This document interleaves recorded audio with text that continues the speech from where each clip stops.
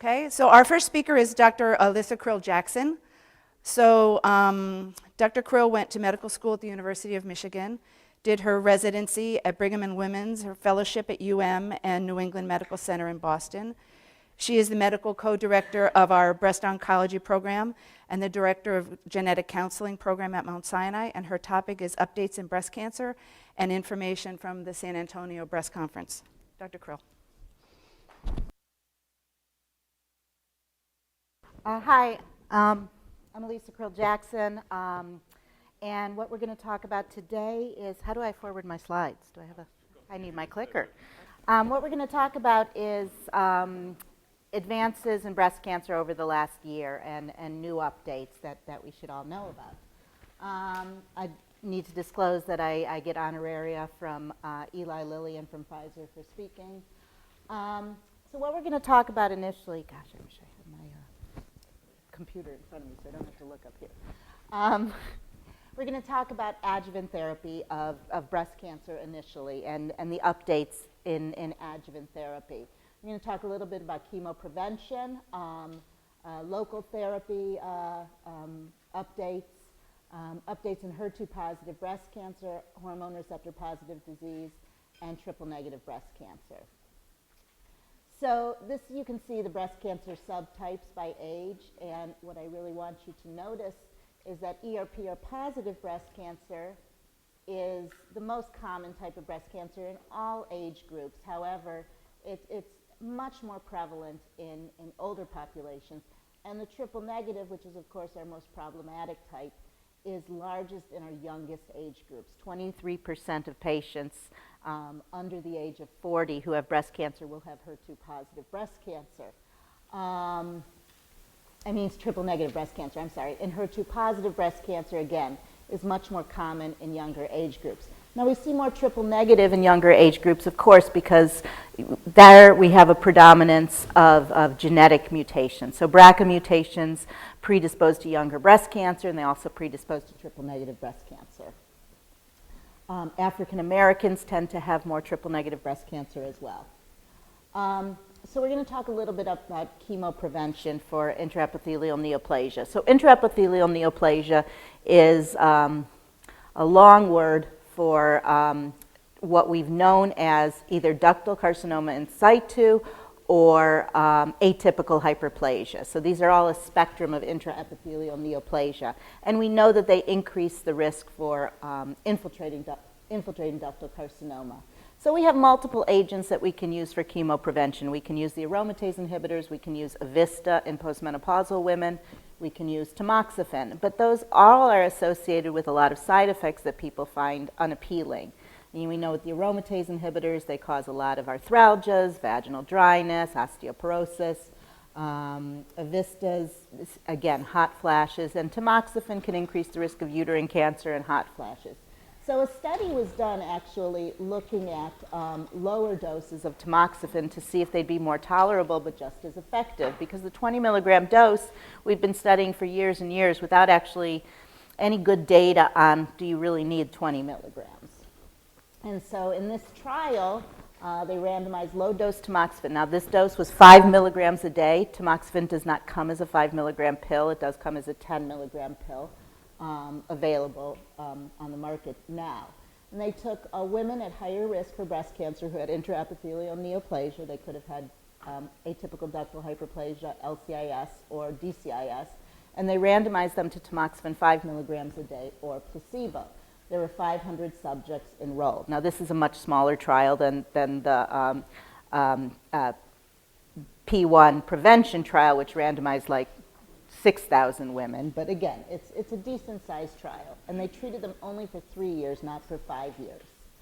And what you can see here is a marked decrease in breast cancer events.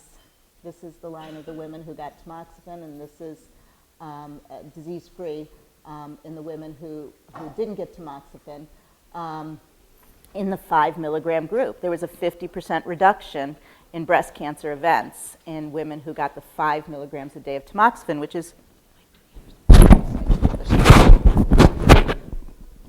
sorry, technical difficulties.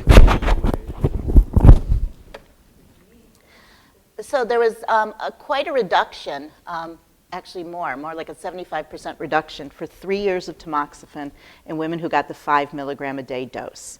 And that's very, very similar to what we saw in the P1 trial, which was a 50% reduction in that 6,000 women on that trial.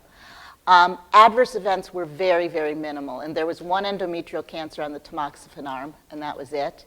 There was one DVT on each arm, and no increase in deaths at all. So this appears to be a good alternative to 20 milligrams of tamoxifen for prevention. And I think that women are just much more accepting of it. I mean, I've prescribed it to several women already since this data came out at San Antonio in December, and women were just thrilled that they could take a lower dose of tamoxifen. Again, in the study, it showed much less hot flashes, which is one of people's biggest complaints with tamoxifen. So I think it's a really good alternative for women with DCIS or with atypical ductal hyperplasia or just a high risk for breast cancer looking for an option that has, that's associated with less side effects to reduce their risk. We're also going to talk a little bit about chemotherapy de-escalation. So, as you know, our standard of care for patients with large HER2-positive cancers is Taxotere, carboplatin, Herceptin, and Perjeta for 6 cycles, which is fairly toxic, certainly causes hair loss. For stage 1 cancers, we can also give 12 weeks of Taxol, Herceptin, but again, causes hair loss, chemotherapy. So the Christine trial was done, which compared the chemo regimen with trastuzumab and pertuzumab to a regimen with TDM1. I think we're all familiar with TDM1. It's a Herceptin conjugated with maytansine chemo, so it's really like a Trojan horse. It brings the chemo into the cell through the Herceptin. But it's really a non-chemo. It doesn't cause chemo side effects, doesn't cause hair loss, doesn't cause a lot of nausea, combined with pertuzumab. And so this was looking for a non-chemotherapy regimen that we could use in a neoadjuvant setting for breast cancer. And what they found was that it was actually not quite as good as the chemo regimen, but was much less toxic. So, you know, even though this is not going to be a superior regimen, it is an alternative perhaps for patients who refuse a chemotherapy option or maybe are not candidates for a chemotherapy option. Maybe somebody with a severe peripheral neuropathy already who you don't want to give a taxane to. Now, approval, you know, getting an insurance to pay for it is going to be somewhat difficult, but this is looking like a non-chemo option, maybe not as good, but a non-chemo option for patients. Now, the big news at San Antonio this year was this trial. So this is the Katherine Trial, which we participated in. And the Katherine Trial used TDM1, trastuzumab emtansine, in patients who got neoadjuvant chemotherapy who did not have a pathologic complete response. So these patients got AC, Taxol, Herceptin, or TCH, or even TCHP.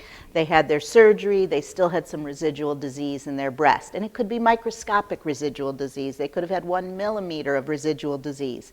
We know that patients who have a pathologic complete response have a very, very good prognosis, more than a 90% chance that they will not have a disease recurrence. But patients who have residual disease, and depending on the amount of residual disease, they have a worse prognosis. So what this trial did is it randomized women to either finish their year of Herceptin or, after surgery, to be switched to TDM1, to this monoclonal antibody conjugated with the chemo. That does not cause hair loss, but can cause some side effects like thrombocytopenia, elevated liver functions, rarely a little bit of fever or nausea. And so it randomized them in a 1-to-1 fashion to TDM1 for 14 cycles or to continue their trastuzumab for 14 cycles. And the endpoint was invasive disease-free survival. And what you can see here, what I want you to look at is this is the disease-free survival on TDM1, and this is the disease-free survival on trastuzumab. There's a big difference there. So just by switching trastuzumab to TDM1, we got a lot more patients salvaged not having a recurrence of their breast cancer. And what you should look here is it worked both in patients who were estrogen receptor negative, estrogen receptor positive. Patients who got pertuzumab also benefited, as opposed to those that just got trastuzumab. It benefited node-negative patients as well as node-positive patients, all age subgroups, all races, and all size of tumors. So if you look here at tumors that were T1A, less than 5 millimeters, they had almost the same benefit in terms of decreased recurrence risk. So this is the big news, and right now we're waiting for an approval. I don't see any issues since this drug is already an approved drug that we use for metastatic disease.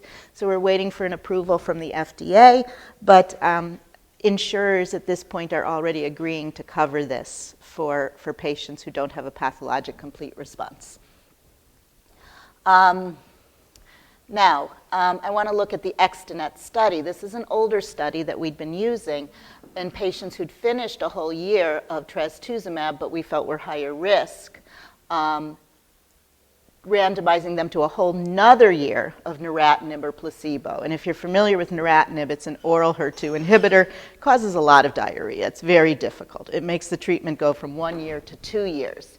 And it did decrease the recurrence risk. 90% to 87.7% in the total population of patients. But if you compare that to the study before, look at the big difference there. So it looks like TDM1 is a much more effective way to salvage patients who don't have a pathologic complete response to chemo. Yes? Was the study size or sample the same on both? I'm not familiar with exactly how many patients were on the study. The neratinib seemed to only really benefit patients with ER-positive disease. It didn't have a great benefit on ER-negative disease. So there's some issues. So, you know, unfortunately, for neratinib, I think this is not going to be where they pick up a lot of business in the future, although we do expect it to be approved for metastatic disease, for which it's quite useful, and it does get into the brain. The safety of, this is the safety of TDM1, very safe. If you're used to giving this drug, women tolerate it generally very, very well. So what's the meaning of this study? Should we recommend TDM1 for patients who got pertuzumab as their neoadjuvant therapy and did not have a pathologic complete response? I'd say the answer to that is definitely yes. It shows benefit in all subgroups of patients. Should we continue pertuzumab with it? No, there's no data for continuing pertuzumab. And what about patients with low volume disease? I think even in low volume disease, we see a marked increase in metastatic disease in patients who don't have a pathologic complete response. So even if somebody has a few millimeters of residual disease, I think it is worth switching them. And what about neratinib? I think neratinib is extended adjuvant therapy, and people at San Antonio felt that this was an inferior option to switching to TDM1.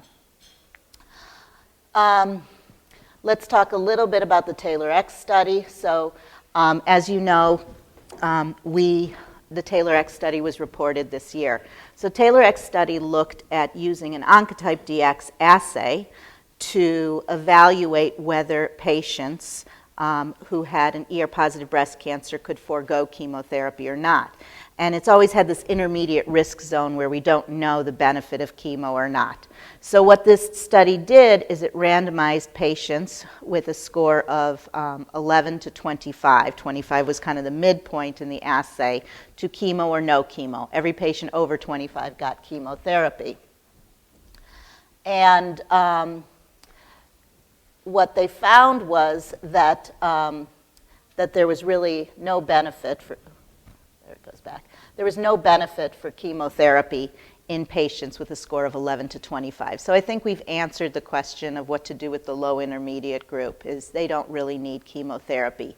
The only group of patients that did benefit somewhat were patients who were premenopausal. So under the age of 50 with a score between 18 and 25, they did benefit from chemotherapy. But why did they benefit? I think that is the question. So going back, I want to look back at an older study, the text and the soft studies. So as you know, that we know from the text and the soft study that putting young women whose menses have come back or whose estrogen level has risen after adjuvant chemotherapy, putting them into menopause and giving them hormonal therapy does increase their disease-free survival versus just using tamoxifen alone. And this was the result we knew from the text and the soft trials. So if you look at the benefit of putting somebody in menopause on the text and the soft trial, you can see there's a several percent benefit. 5% benefit of giving exemestane plus ovarian suppression versus tamoxifen plus ovarian suppression, and even more by tamoxifen without ovarian suppression. So the thought is that the benefit we see for Tailor X in patients with a score between 18 and 25 who got chemotherapy may just be due to the fact that we put them in menopause with chemotherapy. Unfortunately, the trial actually didn't check menopausal status. So we're still left with one subgroup of patients under the age of 50 between the score of 18 and 25, or 20 and 25, whether they are going to benefit from chemotherapy as their adjuvant therapy. In my mind, if they don't have a higher risk, I think personally that the cancer is the cancer, and if there's a difference in how patients respond, it is because of the body that the cancer lives in. And so why would the same cancer with the same genomic changes act differently in a woman over 50 versus a woman younger than 50? It's because that woman younger than 50 is making hormones. So in my practice, I will offer chemotherapy, but I will also tell patients that it's my belief that ovarian suppression may achieve the same result in those patients with that intermediate subgroup of oncotype.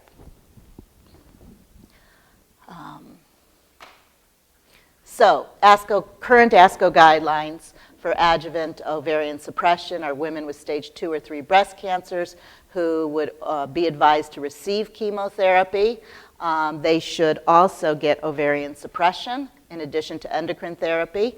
And we can do this either by removing their ovaries, or a more palatable option for some patients is to go on something like a GnRH analog, which they get either every month or every 3 months along with their endocrine therapy. The very youngest women, we may have trouble keeping them in menopause that way, and then sometimes we'll have to recommend taking out their ovaries. Of course, this does increase side effects for these patients. Patients who don't warrant chemotherapy with stage 1 breast cancer should probably not receive ovarian functional suppression unless they're in that group of 20 to 25 on oncotype where you want to improve their prognosis. They don't really need chemo, but you know that ovarian functional suppression may improve their prognosis. And again, we really have to watch. So when these patients come back, you've got a 35-year-old, a 40-year-old who may have received chemo, but their periods came back, and you're giving them a GnRH analog. I like checking their estradiol levels. I've found, unfortunately, many times that patients' estradiol levels go up on a GnRH analog because we just can't suppress these young women. All right. I'm going to go through this a sec. Okay. One of the other questions that we have is extended adjuvant therapy. And so I just want to briefly review what we know about extended adjuvant therapy. I find one of the hardest discussions I have with patients is how long should they take their hormonal therapy.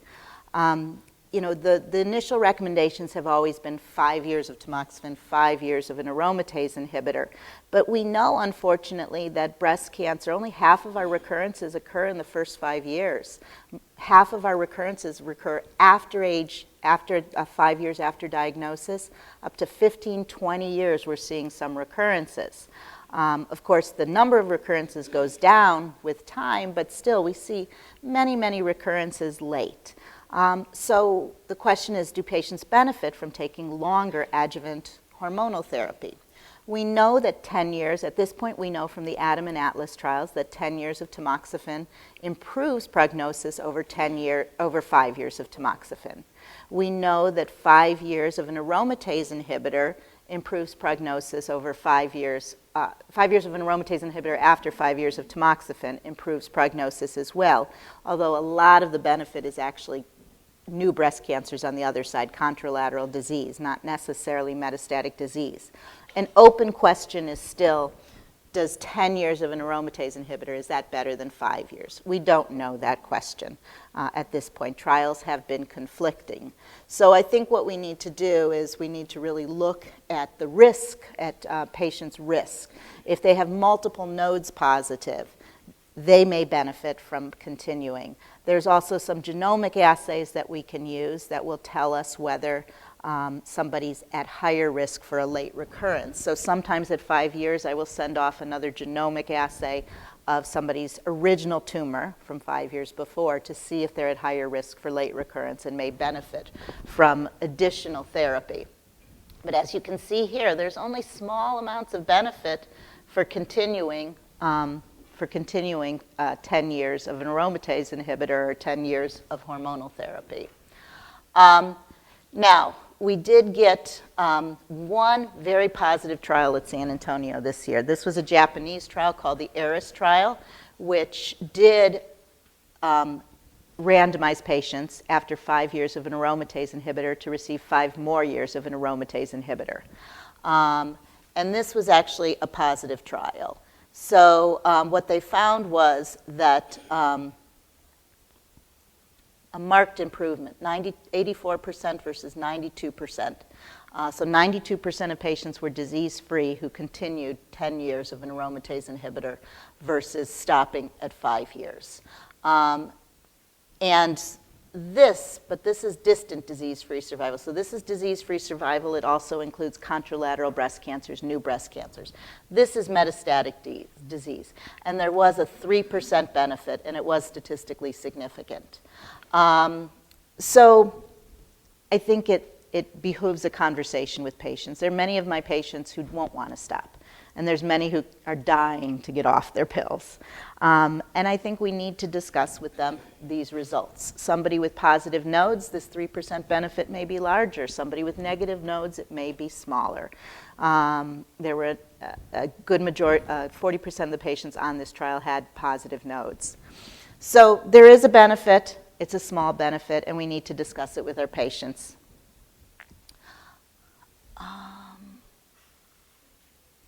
This is the ERIS trial by nodal status, or this is all trials by nodal status. And if you look, 1 to 3 positive nodes does see about a 4% benefit in continuing hormonal therapy. 4 or more nodes, there's a 7% benefit. But there's only about a 1% benefit in node-negative disease. So we really have to look at the stage that our patients presented with. Again, when we give them longer treatment, we have more bone loss, more arthralgias, more fatigue, more menopausal symptoms, more cardiovascular disease. So I think we have to be very judicious in our treatment. You know, we're trying to get the best treatment for our patients with the least amount of side effects, and if we can minimize therapy, that's what we would like to do. All right, let's move on from ER-positive disease to triple-negative disease. So as you know, triple-negative disease, estrogen negative, progesterone receptor negative, HER2 negative. Why do we call it triple-negative? Because we don't know what it's positive for at this point. We don't have a hook to treat it with. Like we do HER2-positive disease, we can give an anti-HER2 antibody. Estrogen-positive disease, we can treat with anti-estrogens. At this point, we don't have an approved therapy for triple-negative disease that tells us that it is positive for something that we can treat for. So what we're going to look at is a trial looking at immune therapy. So we know that many triple-negative tumors are infiltrated with lymphocytes, and they may respond to immune therapy. Unlike in other malignancies that I'm sure you're used to treating, where immune therapy is great and it works for melanoma and it works for lung cancer and it works for kidney cancer, we haven't really found a great role until now in it for breast cancer. So this was a German trial in triple-negative early-stage breast cancer looking at durvalumab.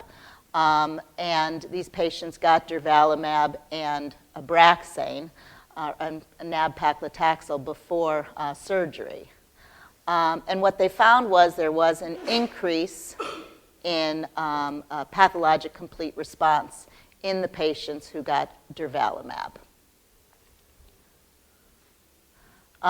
There are a lot of trials ongoing right now looking to see if immune therapy will cure more women with early-stage breast cancer. So there's neoadjuvant trials going on to see if you get an increased pathologic complete response.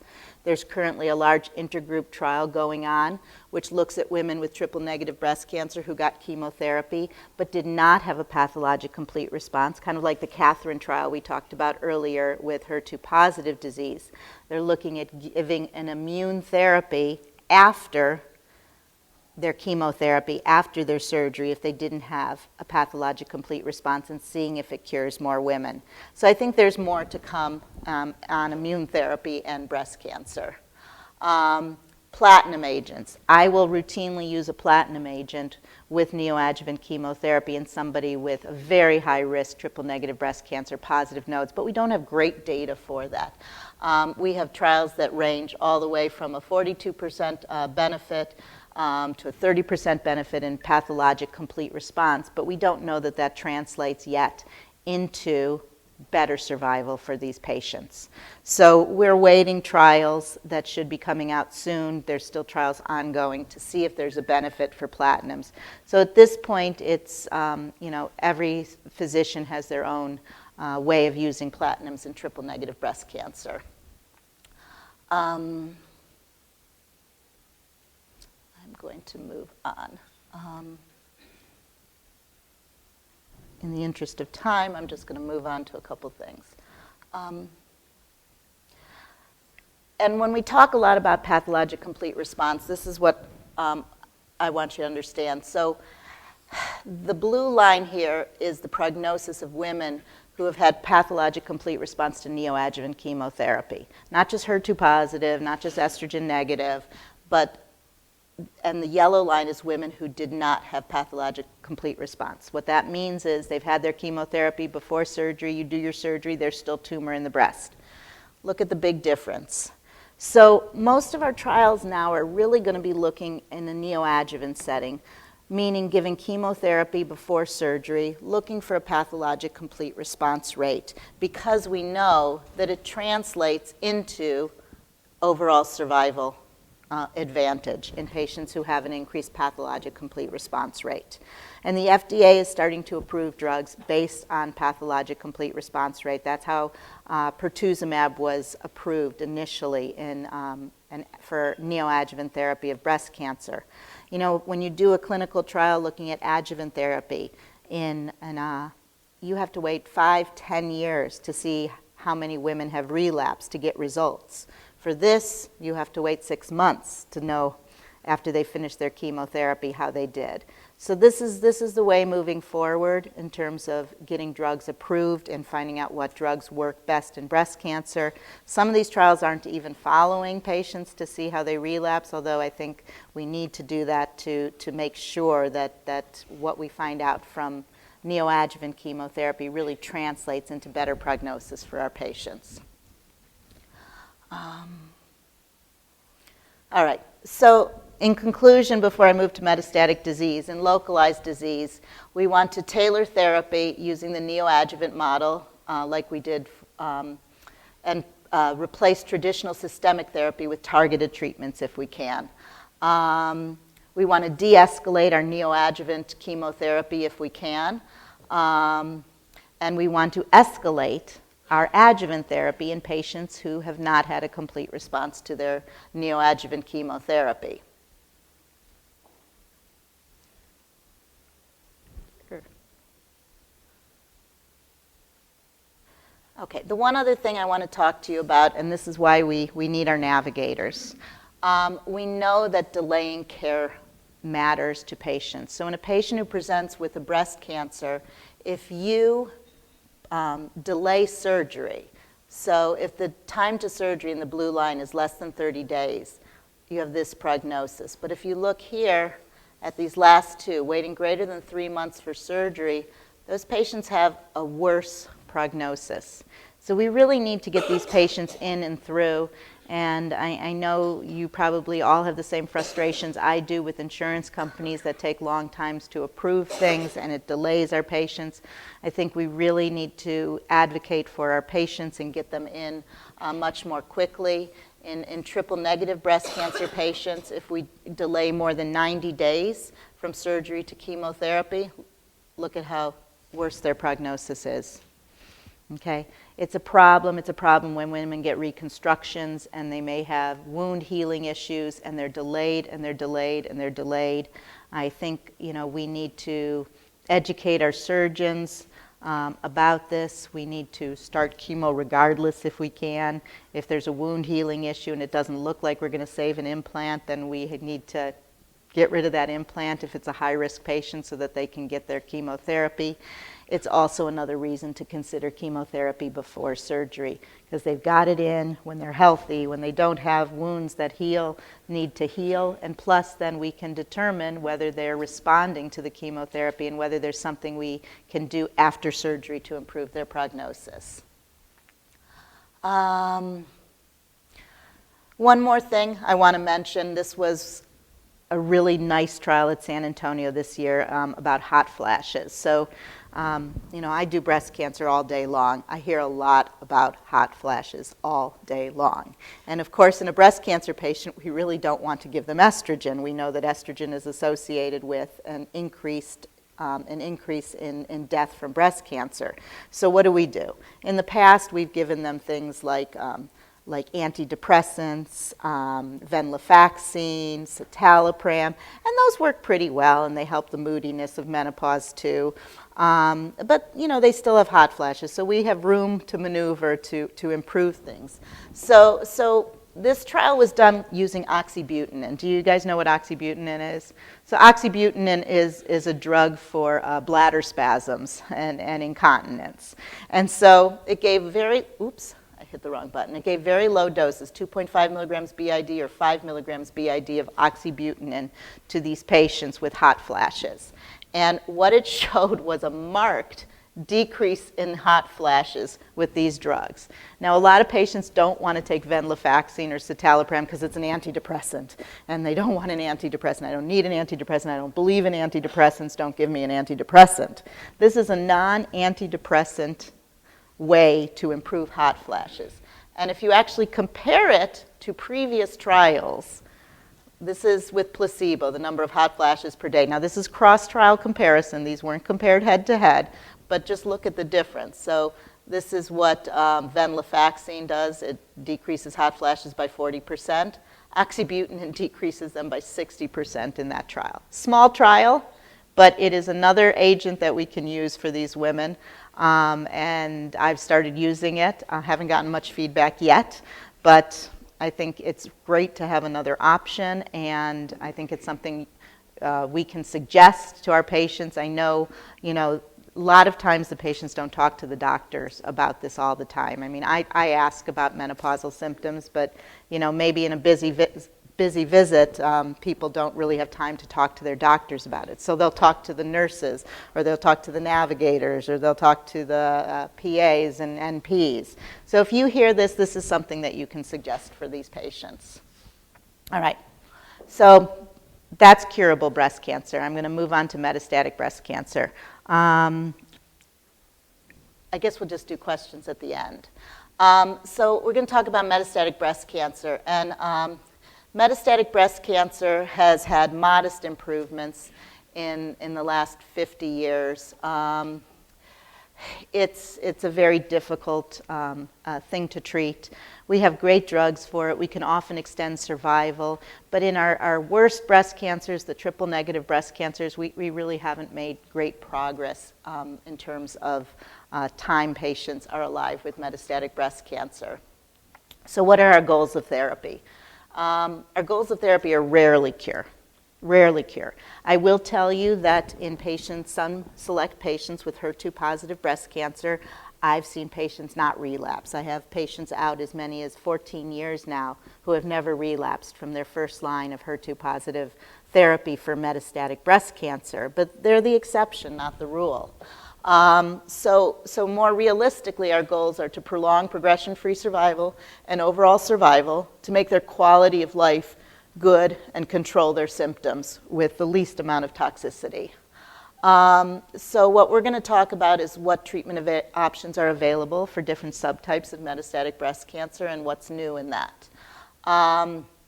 Again, a review of breast cancer subtypes. ER positive accounts for 65 to 70% of disease, HER2 positive 15 to 20%, and triple negative the remainder. So this is a clinical pathway for estrogen receptor, a former clinical pathway for estrogen receptor positive cancers. We used to, for adjuvant therapy, they'd either get tamoxifen and AI, and then for first-line metastatic disease, they would get a non-steroidal aromatase inhibitor like anastrozole or letrozole. Then they would go on to fulvestrant and third-line therapy, exemestane and everolimus perhaps for ER-positive breast cancer. So that's generally the clinical pathway that we had followed in the past before recent approvals for estrogen receptor-positive breast cancer. And then came the CDK4/6 inhibitors. So the CDK4/6 inhibitor like palbociclib, ribociclib, and abemaciclib, they have markedly improved the prognosis. So when given as first or second line with hormonal therapy, they've doubled the progression-free survival of patients. So let's look at that, for instance, in the Mona Lisa trial, the Mona Lisa 3 trial, which looked at patients with estrogen receptor positive advanced breast cancer who had one or fewer lines of therapy for metastatic disease. They were given fulvestrant plus placebo or fulvestrant plus ribociclib. And what you see here is the progression-free survival, so the amount of time they lived before the cancer progressed. You can see in the blue line the women who got both drugs had a marked improvement in their progression-free survival. And again, in the Paloma 3 study, which looked at palbociclib plus fulvestrant, again, you saw a marked improvement in progression-free survival.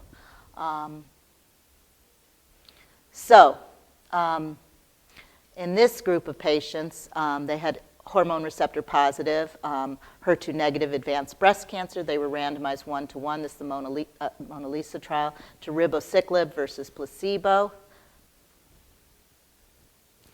Again, doubling of the progression-free survival. With endocrine therapy alone, a 13-month progression-free survival, 24 months when you add the CDK4/6 inhibitor with it. So if you look, about all of these patients benefit, about double their progression-free survival. And all clinical subsets can benefit from this. Progesterone-negative disease, lobular disease, bone-only disease, de novo metastatic disease, patients with a longer disease-free interval, and it's consistent across the subtypes. What we don't know is whether it improves overall survival. But a trial was presented this year at San Antonio, which did show a non-statistically significant but a numerical benefit in overall survival. So it does appear that we are benefiting our patients in terms of living longer if we add one of these CDK4/6 inhibitor to their first or second line metastatic hormonal treatments. Okay. Now, what else is new in estrogen receptor-positive disease? So there are PI3 kinase inhibitors that are being developed right now. PI3 kinase inhibitors inhibit the PI3 kinase, which is a growth factor, an internal growth factor in these breast cancer cells. Now, some cells, when we send them off for genomic testing, will find that they have a PI3 kinase mutation.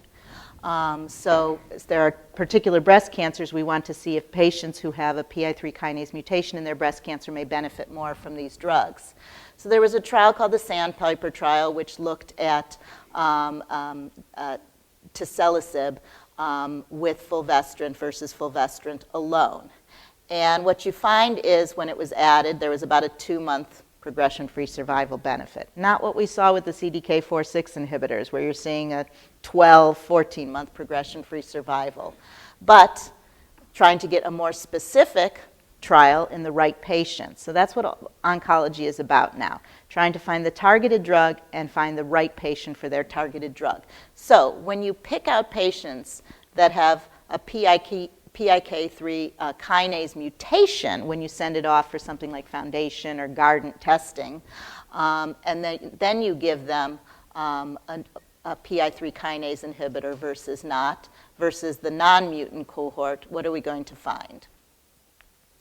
What we're going to find is that in the PI3K mutant cohort, we have a marked improvement in progression-free survival. So 6 months to 11 months, 5-month progression-free survival benefit, almost a doubling of the progression-free survival in this population, versus that 2-month when we saw with unselected patients. And there was not a significant benefit in the patients who did not have the mutation. Again, all drugs are associated with some side effects. This one, rash and hyperglycemia were the biggest side effect, and some diarrhea. So the addition of a PI3 kinase drug to fulvestrant significantly prolonged progression-free survival in that selected population. So, you know, in many malignancies, we've been sending off a lot of genomic tests different genomic tests to see if they have mutations, and we find mutations and we can treat them. It hasn't been that helpful in breast cancer. But when we get the approval of these drugs, like a PI3 kinase inhibitor, then we're going to know that we need to send off these tumors to see if the patient's tumor does have a PI3 kinase mutation. So we're getting into a more molecular area for breast cancer now. So now what's the clinical pathway for estrogen receptor-positive disease? So endocrine therapy plus a CDK inhibitor, or endocrine alone. And if they have endocrine alone, then we want to add a CDK inhibitor for the second-line therapy. Or we could add a PI3 kinase inhibitor when they get approved if they have a PI3 kinase mutation. Or we could do endocrine therapy plus an Mtor inhibitor. So in patients, Mtor inhibitors may benefit patients who have a PI3 kinase mutation right now. So I'll tend to give an Mtor inhibitor second line in those patients, and you can combine it with either fulvestrant or an aromatase inhibitor like exemestane. For indolent disease, we may want to just do the endocrine therapy initially alone.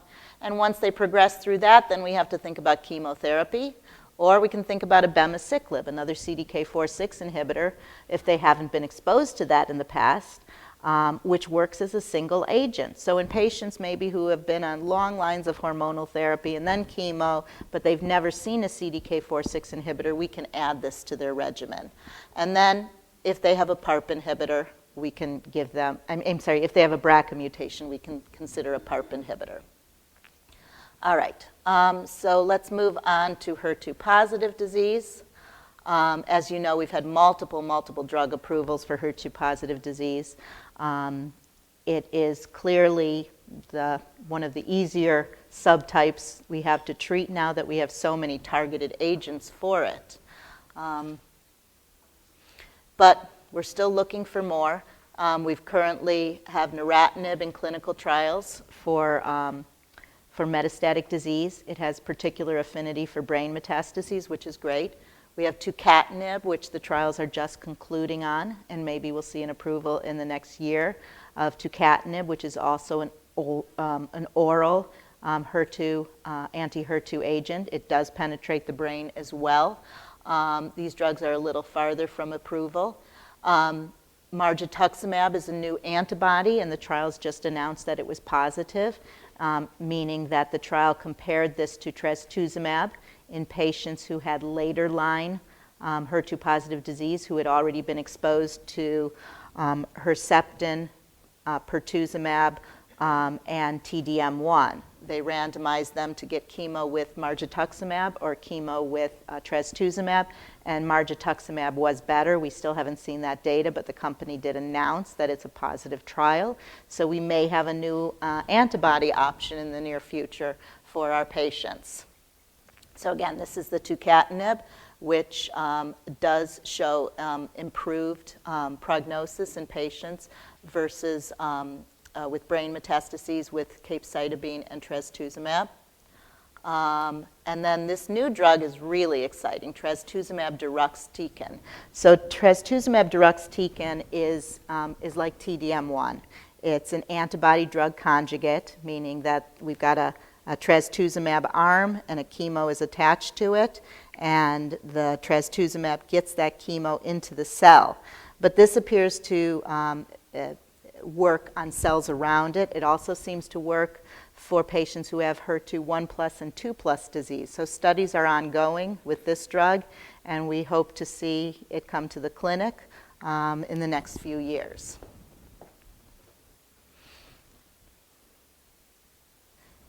Just looking at this, so in HER2 positive cohort, this is a waterfall plot. And what you can see here is only this small subgroup of patients, up to 10% didn't respond to this.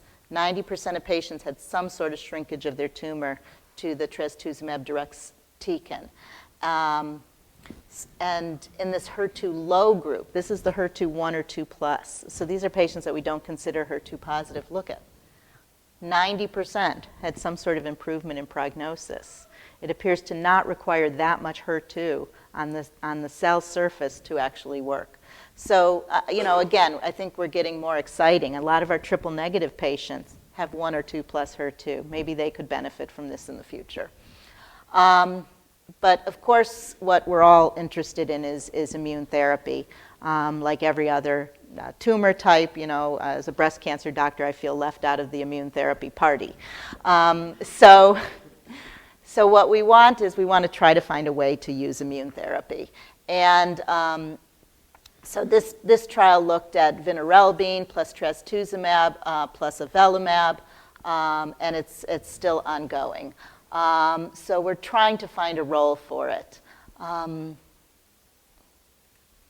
going to skip through these quickly because we're getting low on time here.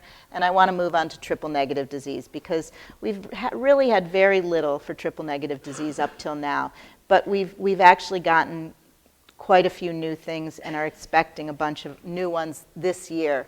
So I want to quickly discuss that before we end. So again, immune checkpoint inhibition, anti-PD-L1 agents. We've been left out of the party, but now we have this. So the Impassion 130 study that we participated in randomized patients with first-line metastatic breast cancer, so they'd never been treated, first-line metastatic triple-negative, they'd never been treated with any chemotherapy.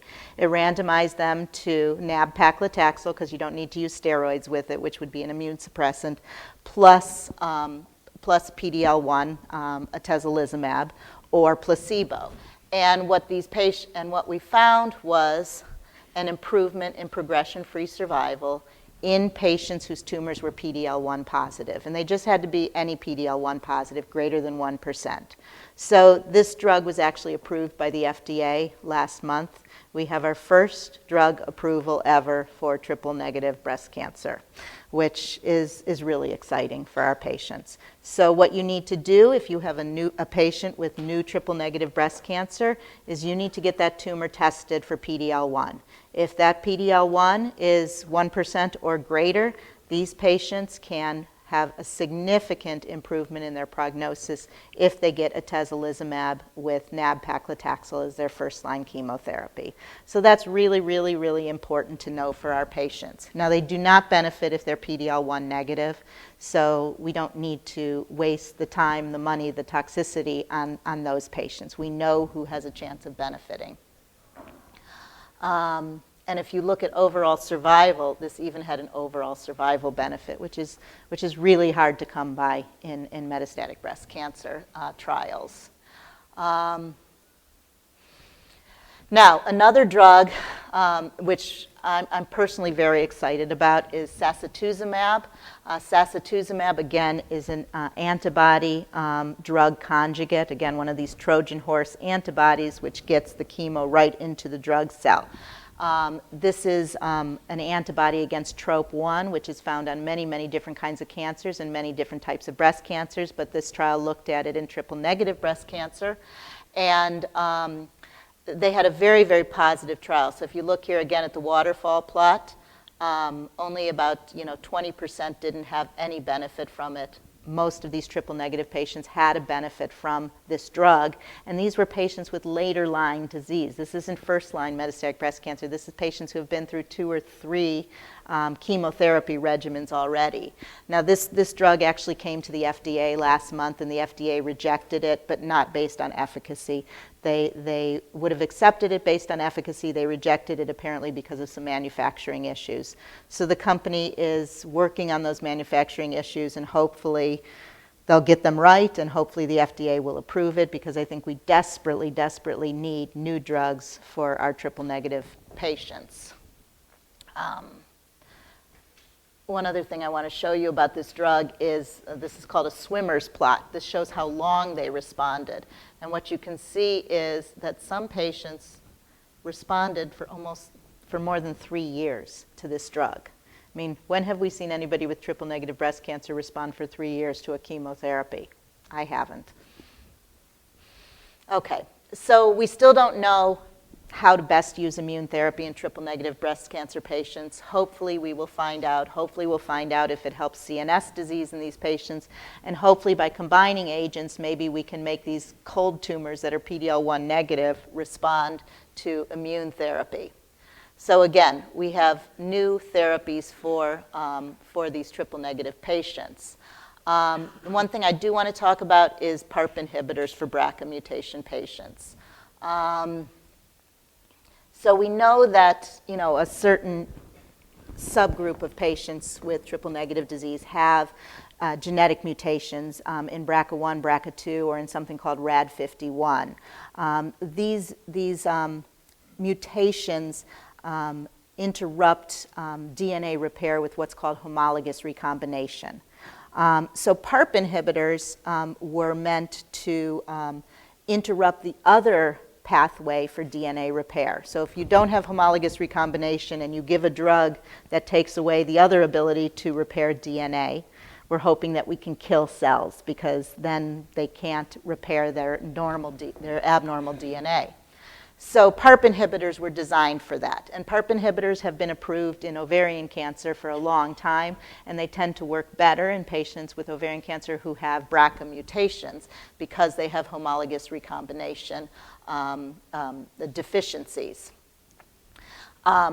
So what we do know, we have gotten 2 approvals this year, in the past year, for Parp inhibitors for metastatic breast cancer. We've gotten olaparib through the Olympiad trial, and talazoparib was just approved in, I think, November last year for metastatic breast cancer. What does this mean? This means, again, we need more genomic and genetic testing for these patients. We can't know who's going to qualify for this unless we test them. So the new recommendation is actually to test all metastatic breast cancer patients for genetic mutations. So, when we send a genetic testing on our new breast cancer patients, we use certain criteria. Do they have a family history? Do they have triple-negative disease under the age of 60? Are they under the age of 50? And those are the patients that we generally send a genetic test on. Now, because we have a drug, we have 2 drugs meant for patients with BRCA or perhaps RAD51 mutations, we need to test all of our metastatic breast cancer patients. So we can do genetic testing. You can also do it the other way around through genomic testing, because, of course, a genetic test will show a mutation that's in every cell in the body, so it's going to be in the tumor. So you should find it in the tumor, too, if you do genomic testing. So again, we have multiple reasons now to test breast cancer patients for different things, for PD-L1, for BRCA mutations. And again, this is an impressive trial. So what it showed was they randomized patients to talazoparib in the Braca trial versus drug of the investigator's choice. So the patients in the green line got chemotherapy of the investigator's choice. The others got talazoparib. And what you see here is all subgroups benefited. In terms of talazoparib was better for these patients with BRCA mutations and metastatic disease than chemotherapy was. All right, so I think I'm going to end there for time reasons. Not much left except for, again, if we send off genomic testing, we can get our patients on trials like the MATCH trial, the TAPOR trial, which look for new agents that might benefit our patients. And with that said, do we have any questions? Thank you.